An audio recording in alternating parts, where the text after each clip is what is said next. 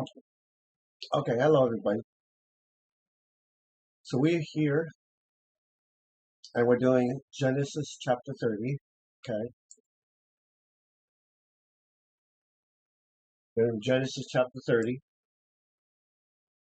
And when so in the last one that uh, we had Rachel and Leah, and Leah ended up having I believe it was like four or so kids. And so now we're moving on from that. This is the next book, the next chapter, obviously, so it's a continuation. So now, and when saw Rachel, that's basically saying when Rachel saw that no, she bore children, basically that she wasn't able to uh, bear children to Jacob, then then envied Rachel, her sister, and said, so basically Rachel envied her sister and said to Jacob, give me children, and if not, we'll die. And of course, my thing with if not, I will die. Basically, like I really need to have children. Um, and was kindled the anger of Jacob against Rachel. Okay? So kindled is like relit. I kindle something, I have relit it. Okay? The anger. So word for anger here, ap, nostril, nose, face, but anger. So very simple concept. That's why in the Old Testament we're not going to be able to, we're not going to need to go to the Hebrew word much for certain things. But we will have to go for a few. So Jacob's anger against Rachel was relit, basically. And he said, am in the place of God, I, who has withheld from you the fruit of your womb. Basically, why? Who's to blame for you not being pregnant? So she said, here is my maidservant, Bilhah. Go into her. Basically, have intercourse with her. Same mistake that Sarah did. And she will bear a child on like, my knees that they have children also. So basically that same principle of, hey, let me try to use some other method other than what God has to do. Why is it that humans always do that? They always want to sit there and be like, hey, if God's not going to give it to me, I'm going to find it someplace else. I, by her, and she gave to him Bilhah, her maidservant, as wife. So literally marriage. And went in to her, Jacob, and conceived Bilhah, see if I'm saying it. Yeah, Bilhah, and bore Jacob a son. So Bilhah, hear that again. Bilhah bore Jacob a son. I would think that if Rachel was jealous of Leah for having a bunch of kids, you would want the kid to come from your own womb. Why would you have your servant get pregnant and be like, oh yeah, this is mine? It might have something to do with the fact of owning people back then. You know what I mean? So just saying. Instead, Rachel has judged my case, God. So basically, God has judged my case. And also, he has heard my voice and has given me a son. Upon thus, she called his name Dan. Okay.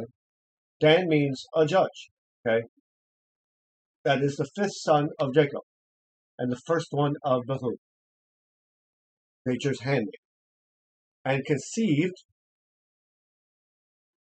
again. So she conceived again and bore Bahal, maidservant of Rachel, a son, a second one, Jacob. So not once, but twice. And said, Rachel wrestlings with great, I have wrestled with my sister, and indeed I have prevailed. So she called his name Naphtali, okay, which is wrestling. And this is the fifth son of Jacob, and the second child of Bethuel, okay.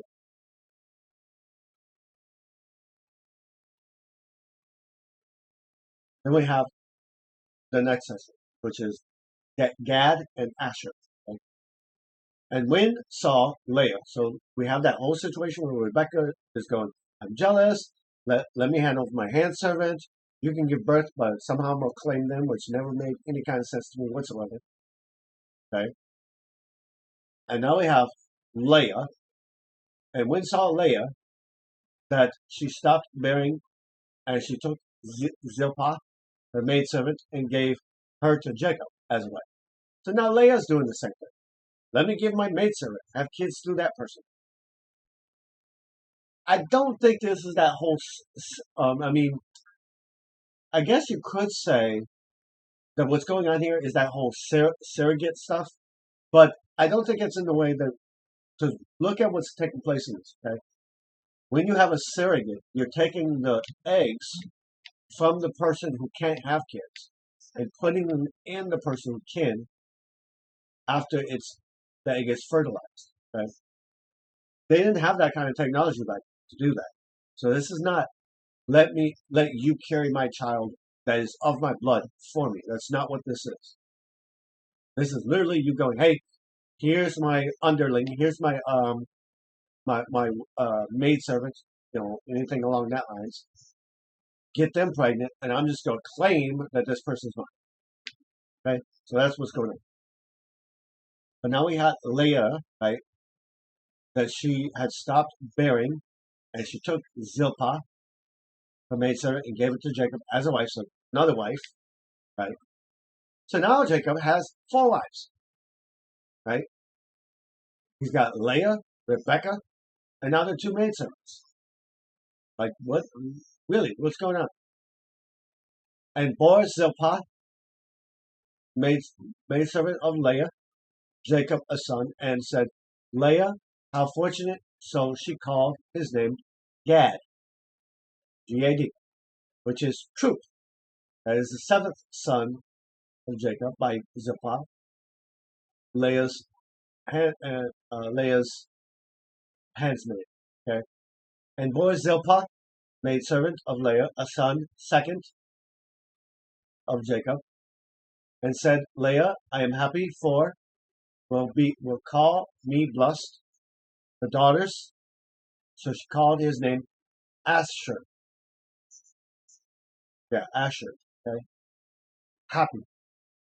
Okay, son of Jacob and Zilpah. Right, and as you see, it's also the name of a city east of Shechem in Manasseh, whatever. And went Reuben in the days. So now we're having one of the offspring in the days of the wheat harvest, and he found mandrakes. What is a mandrake? Right? Mandrake, love apple. Okay? In the fields, and brought them to Leah, his mother, and said Rachel to Leah. So Rachel's talking to Leah. That's the 2 sisters. Okay? Please give some to me. Okay? Please give some to me. Of mandrakes of your son. But she said, so 2 sisters are talking. One sister says, hey, give me some. The other sister says to her, it is a small matter that you have taken away my husband, and would take away also mandrakes of my son. So basically, how greedy are you, in essence? And said Rachel, therefore, he will lie with you tonight for mandrakes of your son. So basically, let me have an exchange, which is, in essence, prostitution, in a way. You're paying for the intercourse, the sex. And when Jacob out of the field in the evening, so when he was out there, and went out Leah to meet him, right, and said to me, you must come in, for surely I have hired you with mandrakes of my son, right? So a purchasing, an exchange, a purchasing. And he lay with her night that. So basically, lay being intercourse, right? And listened God to Leah, right? and she conceived. So basically, God listened to Leah, and Leah finally conceived, and bore Jacob a son, fifth son, and said Leah, God has given me my wages because I have given my maidservant to my husband. So she called his name Issachar, basically Issachar.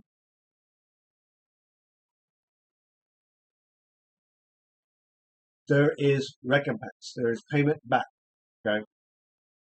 Now, I would have to think that this is not God doing it, because why would God reward you for you having your husband sleep with another woman?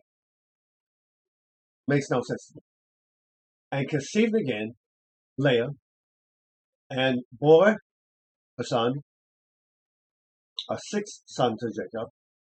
And Leah said, God has endowed me with endowment, good, with a good endowment. Now will dwell with me, my husband, because I have borne him 6 sons. So she called his name Zebulun,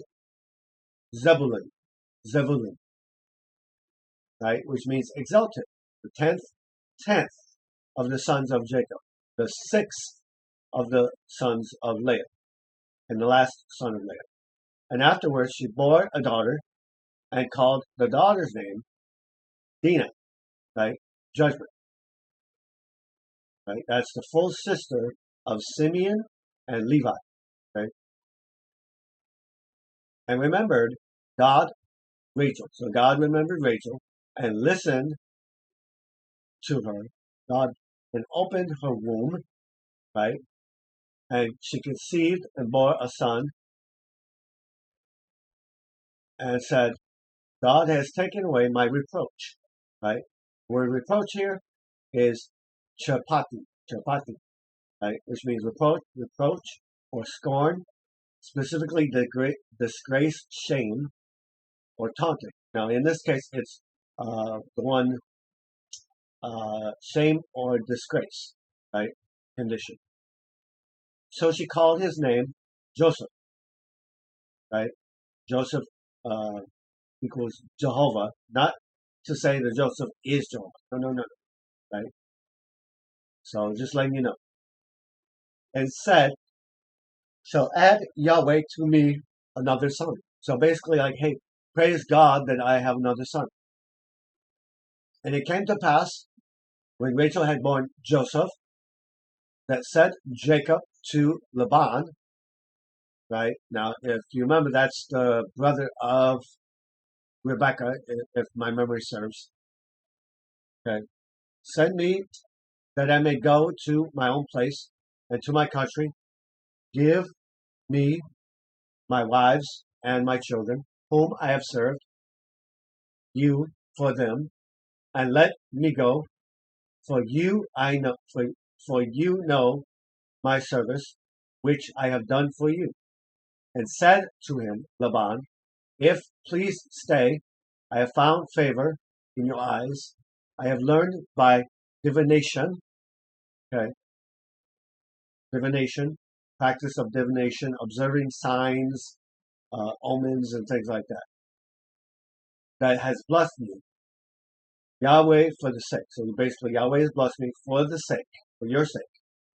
And he said, name your wages, meaning name whatever cost you want, and I will give it to you. He said to him, you know how I have served you, and how has been your livestock with me, meaning I've taken very good care of what you entrusted me with. For was little what had you before I came, and it has increased to a great amount, and has blessed Yahweh. Yahweh has blessed me, has blessed you as well. You since my coming. In other words, since I've been under your employeeship, all of your house has been blessed. All that you have has been blessed. In other words, okay. When shall provide also I for my own house? So he said, what shall I give to you? And said Jacob, not you should give me anything, if you will do for me thing this. So basically, I don't want physical things necessarily, but I do want a favor. And he said, I will again feed your flock and keep it. Let me pass through all your flock day, removing from there all the sheep speckled and spotted. So like um, in essence of the Jewish culture, this would be sheep that would not be worthy of being sacrificial, because a sacrificial lamb would have to be without spot, speckle, or anything else. And all the brown ones among the lambs, and the spotted and speckled ones among the goats, and those shall be my wages. So let me take off your hands, which you're likely not to use anyway, because you can't use it for a sacrifice anyway.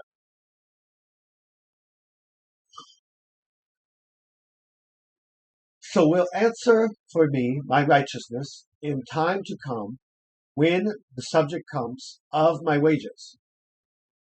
So let's put it on record, basically. Before you, everyone that is not speckled and spotted among the goats and dark colored among the lambs will be considered stolen, if it is with me. And said Laban, oh, that it were according to your word. So basically, let it happen according to what you have said.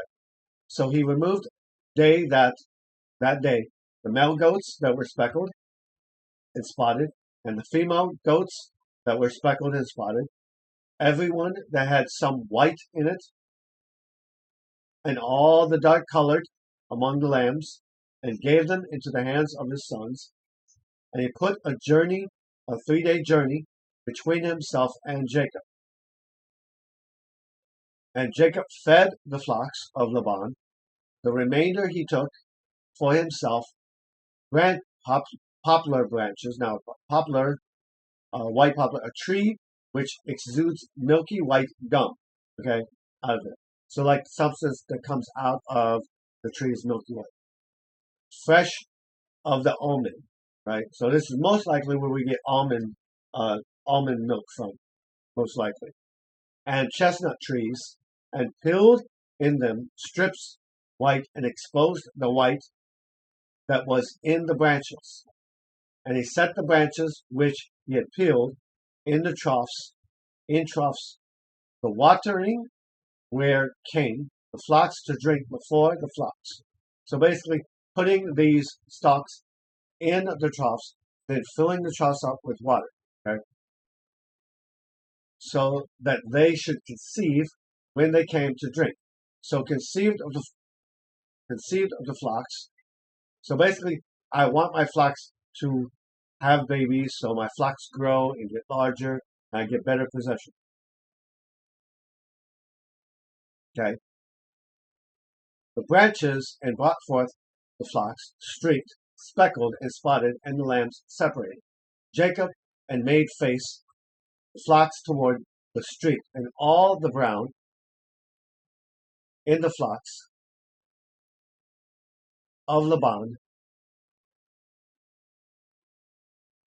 But he put his own flocks, by themselves, and not did put them with flock of Laban.